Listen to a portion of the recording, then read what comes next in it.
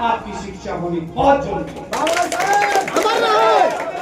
अमर रहे। बाबा साहब ने कहा था कि ये शिक्षा शेरनी का दूध है, इसे जो पिएगा वो दहाड़ेगा। इसीलिए मैं कहता हूं, और बाबा साहब कहते थे कि सभी लोग, सभी समाज शिक्षा पर ध्यान देकर अपने बच्चों को शिक्षित बनाइए। हमेशा से हम लोग बाबा साहब के बताए हुए रास्तों पर चल रहे हैं और बहुत परिवर्तन है कि बाबा साहब के बताए हुए रास्ते पर चलते हुए आज हमारे बच्चे शिक्षित भी हैं और हमारे बच्चे अधिकारी भी हैं।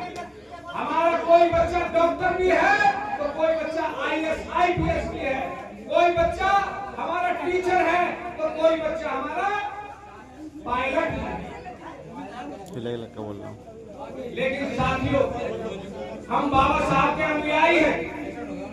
हम लोग प्रूफ के लिए कितनी फेंक रहा है, नहीं चलेंगे, प्रूफ के लिए वीडियो बना रहा हूं। हम अपने जीवन में कामयाब नहीं हो सकते। और देखिए, आप अपने पड़ोसियों को देखिए, अपने गांव में देखिए, अपने क्षेत्र में देखिए कि जो बाबा साहब के बताए रास्ते पर चलकर शिक्षा पर ध्यान दे रहा है, जो भी व्यक्ति शिक्षा पर ध्यान दे रहा है वो व्यक्ति कामयाबी की तरफ चढ़ता जा रहा है, और जो व्यक्ति शिक्षा पर ध्यान नहीं दे रहा है निश्चित तौर पर शिक्षा और ज्ञान के अभाव में वो नशे की तरफ जा रहा है और बर्बादी की तरफ जा रहा है। बाबा साहब वो शख्सियत थे कि जब बाबा साहब स्कूल जाते थे तो बाबा साहब को स्कूल में पढ़ाई का अधिकार नहीं दिया जाता था।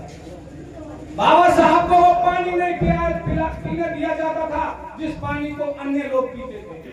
बाबा साहब को वहां बैठने नहीं दिया जाता था जहां अन्य लोग बैठते थे। लेकिन बाबा साहब ने प्रण लिया कि मैं इस छुआछूत को खत्म करके इस दुनिया से जाऊंगा। बाबा साहब की मां का निधन जब हुआ उस समय का एक वाक्य मैं आपको बताना चाहता हूं कि बाबा साहब की मां बीमार थी, गंभीर बीमार थी।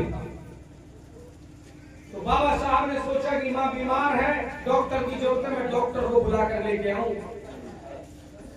तो जब डॉक्टर को बुलाने के लिए बाबा साहब गए तो डॉक्टर ने मना कर दिया इलाज के लिए और कह दिया कि मैं आपकी मां का इलाज नहीं कर सकता, वो अछूत है। उसके बाद बाबा साहब वापस आ गए